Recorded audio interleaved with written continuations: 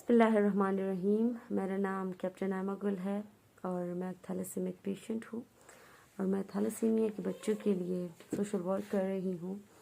मुझे पता है कि थैलेसीमिक कितने मुश्किल से ज़िंदगी गुजारते हैं। थैलेसीमिया लगता तो छोटा सा लफ्ज़ है, लेकिन नहीं, यह एक बहुत बड़ी बीमारी है। थैलेसीमिया के साथ पूरी ज़िंदगी हमें जीना पड़ता है और ऐसा जीना कि आपने हर 15 दिन बाद ब्लड लगाना है, आपने हर रोज़ इंजेक्शंस लगाने हैं, आपने हर रोज़ मेडिकेशन लेनी है। ऐसे नहीं है कि हम फाइट नहीं कर सकते। अल्हम्दुलिल्लाह हम सब बहुत बहादुरी के साथ इसको डील करते हैं। हम इसके साथ नॉर्मल रूटीन की लाइफ गुजारते हैं। हम इसके साथ वो सब कुछ करते हैं जो एक नॉर्मल इंसान अपनी नॉर्मल रूटीन में करता है। लेकिन उसके साथ साथ आप खुद सोचें कि एक 6 माह का बच्चा, उसको हर 15 दिन बाद महीने में एक दफ़ा ब्लड की ज़रूरत हो। इसी तरह एज के साथ साथ उसकी नीड बढ़ती है।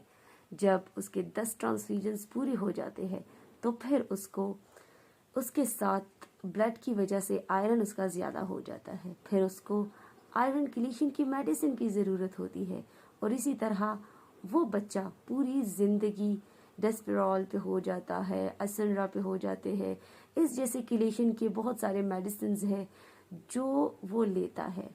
उसके साथ साथ उसको डायबिटीज़ भी आ जाता है, हेपेटाइटिस सी भी आ जाता है, बोन्स प्रॉब्लम, स्किन प्रॉब्लम और इस जैसे हज़ारों मसले होते हैं जो एक थैलेसीमिक एक टाइम में फेस करता है और उसके साथ बहुत बहादुरी के साथ इसके साथ फाइट करता है। कभी भी एक थैलेसीमिक ये नहीं कहता कि मैं ठीक नहीं हूँ। उसको बेशुमार प्रॉब्लम्स का सामना होता है, लेकिन वो कहता है मैं बिल्कुल ठीक हूँ। इवन जब वो ब्लड लगाता है उसकी वजह से रिएक्शंस हो जाते हैं, बहुत सारे प्रॉब्लम्स आते हैं, लेकिन वो फिर भी ब्लड लगाता है क्योंकि उसे जीना होता है, उसे आगे बढ़ना होता है।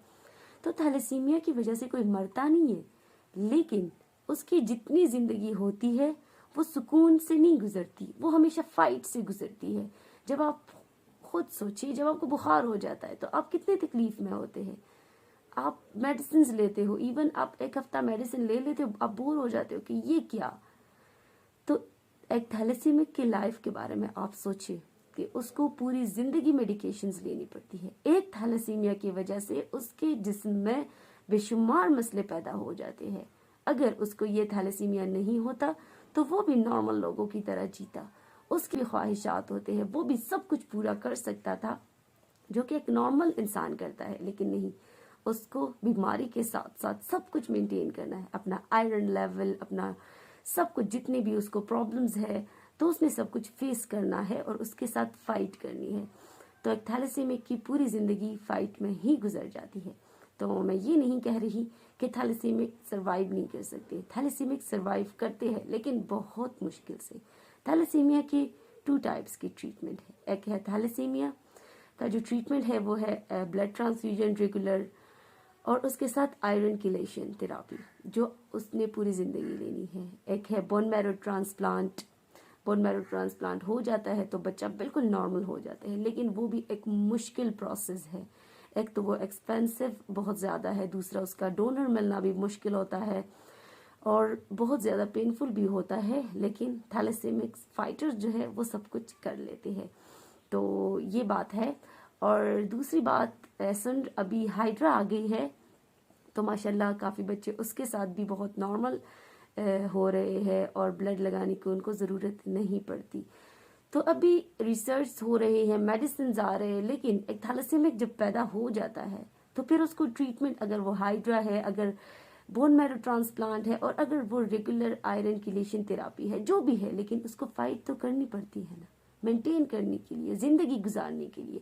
नॉर्मल इंसान होता है तो वो नॉर्मली लाइफ गुजारता है, लेकिन हमें अगर नॉर्मल लाइफ गुजारनी है तो उसके लिए बहुत मेहनत करनी पड़ती है। एक थैलेसीमिया का थैलेसीमिक का फेरेटिन लेवल जब 300, 400 और 500 में होता है तो वो बोलने में तो 500 लगता है, लेकिन उसके पीछे उसकी दिन रात की मेहनत होती है। ये कोई आसान काम नहीं है कि आप अपना फेरेटिन मेंटेन रखो, 15 दिन बाद ब्लड भी लगाओ और आयरन लेवल भी मेंटेन करो। ये सब बताने का मकसद आप लोगों को ये है کہ پلیز اپنے بچوں کو ان سب چیزوں سے بچانے کے لیے آپ اپنا ٹیسٹ کریں تھیلیسیمیا۔ تو پلیز میں آپ سب سے یہ ریکویسٹ کرتی ہوں کہ آپ اپنے بچوں کو تھیلیسیمیا جیسے مرض سے بچانے کے لیے ایک چھوٹا سا ٹیسٹ کریں، ایک چھوٹا سا تھیلیسیمیا مائنر کا ٹیسٹ ضرور کریں، کیونکہ جب آپ تھیلیسیمیا مائنر کا ٹیسٹ کریں گے تو آپ کو پتہ چلے گا کہ آپ کو تھیلیسیمیا مائنر ہے یا نہیں ہے۔ ہم ہمیشہ ویڈیوز میں یہی کہتے ہیں کہ تھیلیسیمیا کا ٹیسٹ کریں، تو اکثر مجھے لوگ کہتے ہیں کہ ہم تو بالکل نارمل ہیں۔ بالکل آپ سب نارمل ہو، لیکن ہر نارمل دکھنے والے شخص کو تھیلیسیمیا مائنر ہو سکتا ہے۔ تھیلیسیمیا مائنر آپ اور آپ کو بھی تھیلیسیمیا مائنر ہو سکتا ہے۔ مطلب ان کو پوری زندگی پتہ ہی نہیں چلتا کہ اس کو تھیلیسیمیا مائنر ہے یا نہیں۔ پتہ ان کو کب چلتا ہے؟ جب ان کے بچے پیدا ہو جاتے ہیں۔ جب ایک تھیلیسیمیا مائنر کی شادی غلطی سے دوسرے تھیلیسیمیا مائنر سے ہو جاتی ہے تو ان کے بچوں کو تھیلیسیمیا میجر ہو سکتا ہے۔ 50% چانس ہے کہ اس کے بچے کو تھیلیسیمیا مائنر ہوگا، 25% چانس ہے کہ اس کا بچہ تھیلیسیمیا میجر ہوگا، 25% چانس ہے آپ کا بچہ نارمل بھی پیدا ہو سکتا ہے۔ اسی لیے کسی کے 3 بچوں کو بھی تھیلیسیمیا میجر ہوتا ہے اور کسی کے ایک بچے کو تھیلیسیمیا میجر ہوتا ہے۔ یہ پھر قسمت کی بات ہے، لیکن پلیز آپ اپنے ایک بچے کو بھی تھیلیسیمیا سے بچانے کے لیے یہ ٹیسٹ ضرور کریں، کیونکہ اگر آپ جان بوجھ کر یہ ٹیسٹ نہیں کرتے اور کل کو آپ کے بچے کو تھیلیسیمیا میجر ہوا تو اس سے بڑی گلٹ کی بات آپ کے لیے کوئی نہیں ہوگی۔ آپ کو پوری زندگی پچھتانا پڑے گا۔ ہمارے پیرنٹس کو تو پتہ نہیں تھا، اس ٹائم تو اویئرنیس نہیں تھی، ان کو نہیں پتا تھا کہ تھیلیسیمیا مائنر ہوتا کیا ہے، لیکن آپ لوگوں کو تو پتہ ہے نا۔ تو جان بوجھ کر یہ سب کچھ کرنے کی ضرورت نہیں ہے۔ پلیز چھوٹا سا ٹیسٹ ہے، شادی سے پہلے اپنے تھیلیسیمیا مائنر کا ٹیسٹ کریں اور ہمارے ساتھ ہمارے اس مشن میں کہ ہم تھیلیسیمیا فری پاکستان بنائیں گے اور ہم تھیلیسیمیا پاکستان سے تھیلیسیمیا کو ختم کریں گے، تو اس مشن میں آپ سبھی ہمارا ساتھ دے سکتے ہیں۔ آئیے مل کر تھیلیسیمیا کو ختم کرتے ہیں، تھیلیسیمیا کو شکست دیتے ہیں اور پاکستان کو تھیلیسیمیا فری بناتے ہیں۔ Thank you so much.